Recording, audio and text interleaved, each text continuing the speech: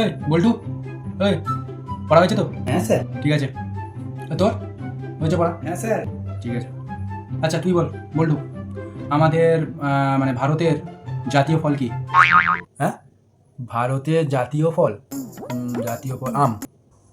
পাঁচু, এবার তুই বল, সব থেকে বেশি বড় কোথায় পড়ে? জানতাম, আমি তো জানতাম তুই পারবি না, তুই পারবি না। তুই পারবি? তুই বল। না স্যার, এটা তো আমি পারবো না। এবার তুই বল।